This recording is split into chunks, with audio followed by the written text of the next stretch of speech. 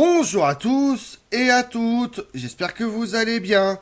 Aujourd'hui on s'intéresse aux événements se déroulant en 1848.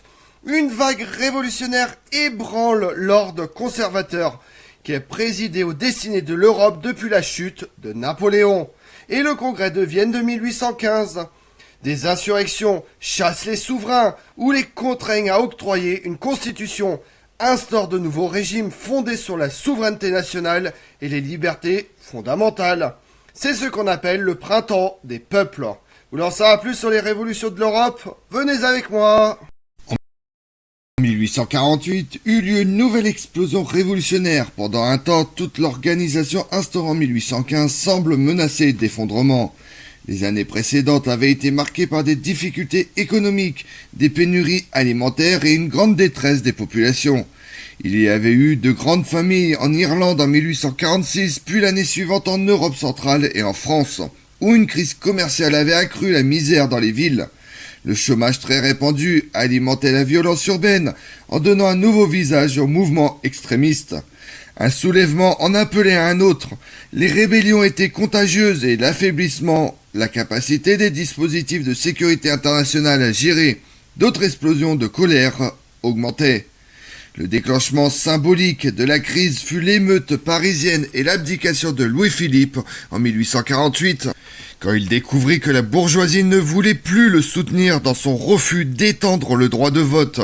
Au milieu de l'année, dans toutes les capitales européennes, à l'exception de Londres, de Lisbonne et de Saint-Pétersbourg, le gouvernement en place avait été chassé, ou dans le meilleur des cas se trouvait sur la défensive. Quand la République réapparut en France après la Révolution de février, tous les exilés révolutionnaires et politiques reprirent espoir.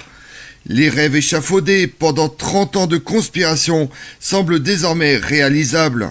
L'idée d'une grande nation pourrait être de renaître et les armes de la Révolution se remettent en marche pour répandre ses principes. Les événements se déroulent très différemment. La France, en élisant Louis-Napoléon Bonaparte à la présidence de la République, ramène le parti de l'ordre au pouvoir. Les seules opérations militaires qu'elles entreprirent furent finalement de défendre le pape à cause fondamentalement de son parti conservateur. Tout cela était symptomatique. Dans différents pays, les révolutionnaires de 1848 avaient agi dans une situation différente avec des objectifs variés et ils engagent sur des chemins divers, voire parfois déroutants.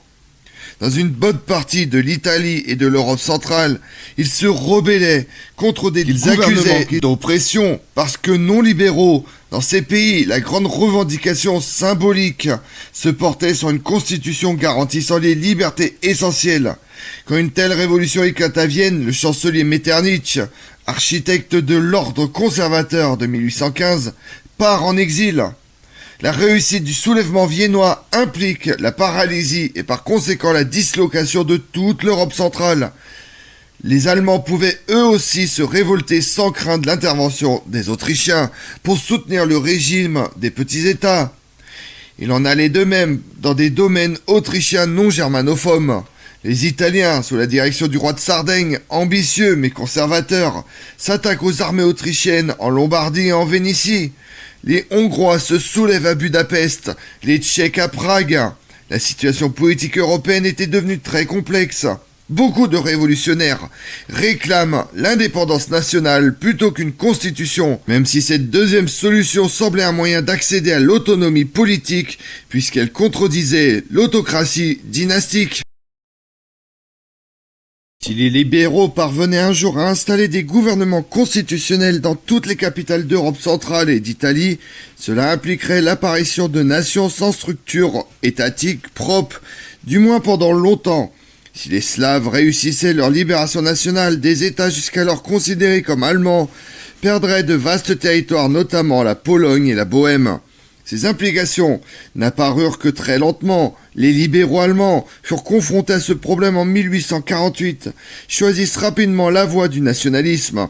Les Italiens, quant à eux, n'avaient toujours pas résolu ce dilemme dans le Tyrol du Sud un siècle plus tard.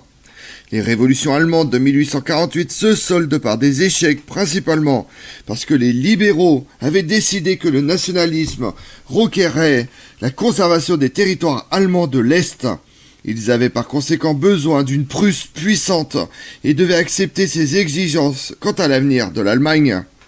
D'autres signes venaient démontrer que la tendance s'était inversée dès avant la fin de 1848. L'armée autrichienne avait réduit les Italiens au silence. À Paris, un soulèvement destiné à faire progresser la révolution vers plus de démocratie fut écrasé dans le sang au mois de juin. La République devait rester conservatrice. L'année 1849 marque la fin du mouvement. Les Autrichiens battent l'armée sarde, seul bouclier des révolutionnaires italiens. Dans toute la péninsule, les potentats commencent à révoquer les constitutions concédées à l'époque où la puissance autrichienne était absente d'Italie. Les dirigeants allemands faisant de même, la Prusse en tête, les Croates, les Hongrois ne peuvent maintenir la pression sur les Habsbourg que jusqu'à l'intervention de l'armée russe venue au secours de l'allié autrichien. Pour les libéraux de toute l'Europe, 1848 fut le printemps des nations. Si tel est le cas, ses effets furent de courte durée.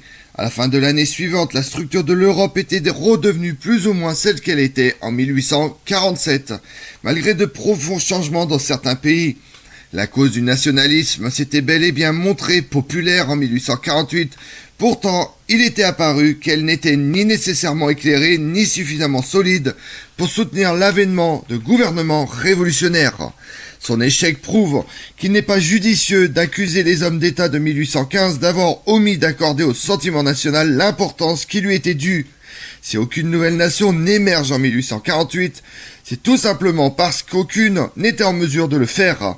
Il faut bien comprendre que même s'il pouvait exister une conscience nationale dans la plupart des pays, le nationalisme restait une abstraction. Seule une minorité d'Européens instruits s'en souciait. Quand les questions nationales se mêlent aux luttes sociales, on pouvait voir se développer des actions efficaces, menées par des groupes se reconnaissant une identité liée à la religion, à la tradition ou à la langue, sans pour autant qu'ils souhaitent fonder une nation. En 1847, les Ruthènes de Galicie, peuple de paysans, avaient massacré leurs seigneurs polonais, dès que l'administration des Habsbourg leur en avait donné l'autorisation. Ainsi satisfaits, ils restent loyaux envers les Autrichiens en 1848. Il y eut en 1848 d'authentiques soulèvements populaires. En Italie, il s'agissait de révoltes urbaines plus que paysannes. Les agriculteurs lombards avaient déjà accueilli à bras ouverts l'armée autrichienne à son retour. En effet, ils ne voyaient pas quel pourrait être leur intérêt dans une révolution emmenée par les aristocrates dont ils cultivaient les terres. Dans certaines régions d'Allemagne où subsistaient les structures traditionnelles de la société rurale, les paysans se comportent comme leurs homologues dans la France de 1789. Ils incendient les demeures des propriétaires terriens par rancœur, mais aussi pour détruire toute trace des fermages, des taillages et des corvées, objets de tant de crainte et de haine. De telles explosions de violence effraient les libéraux des grandes villes autant que les événements de juin à Paris causés par le désespoir et le chômage, qui avaient fait peur à la bourgeoisie française. En France, depuis 1789, les paysans étaient, schématiquement parlant, une classe plutôt conservatrice. C'est leur poids dans l'électorat qui a permis l'élection de Louis-Napoléon Bonaparte. Le gouvernement pouvait donc compter sur le soutien de la province pour écraser les révoltes des pauvres de la capitale qui avaient donné au radicalisme sa brève période de gloire. Un certain conservatisme était également présent au sein des mouvements révolutionnaires.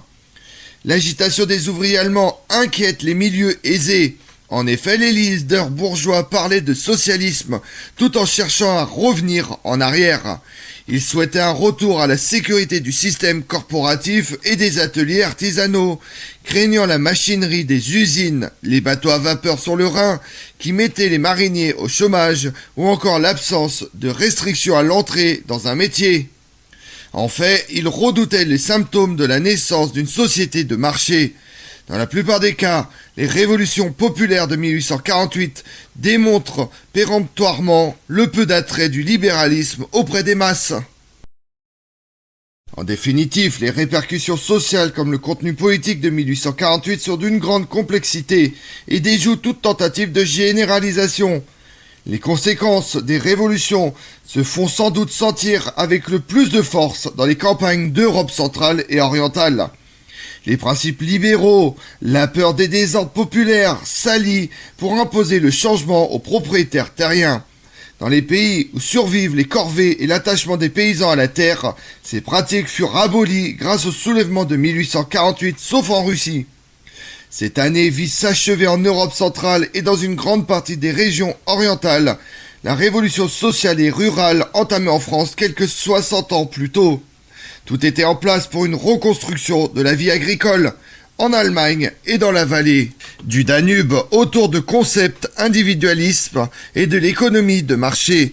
Même si nombre de ses usages et de certains aspects de sa mentalité devaient perdurer, la société féodale venait de s'éteindre en Europe. Le contenu politique des idéaux révolutionnaires français devait, quant à eux, attendre encore quelque temps pour trouver son application. Et pendant ce temps-là dans le monde, le 12 janvier 1848, c'est le début de la révolution sicilienne à Palerme. Le 20 janvier, on voit le début du règne de Frédéric VII, roi de Danemark. Le 21 février, en Nouvelle-Zélande, c'est la fin de la première guerre maori après 3 ans de lutte. Le 2 mars, le duc d'Aumale, qui envisage la pacification totale de la Kabylie, doit s'embarquer pour l'Angleterre à la suite de la révolution de 1848. Il rejoint la famille royale en exil. Comme on l'a vu, le printemps des peuples désigne un mouvement révolutionnaire de grande ampleur qui a secoué l'Europe en 1848. Une grande partie du continent est concernée. La France, l'Italie, l'Empire d'Autriche, le Royaume de Prusse et les États allemands. Il s'agit d'une vague révolutionnaire d'une ampleur jusque-là inconnue en Europe. Seule la Grande-Bretagne, la Russie et le Portugal sont exempts de ces révoltes. Je vous remercie d'avoir suivi cette vidéo en ma compagnie. Si vous voulez connaître mes autres vidéos, retrouvez-moi sur ma chaîne YouTube Tout sur l'Histoire avec Damien, mais également sur les réseaux sociaux, Twitter et Instagram, Histoire Damien. Et pensez à liker, commenter et vous abonner. Je vous remercie à tous.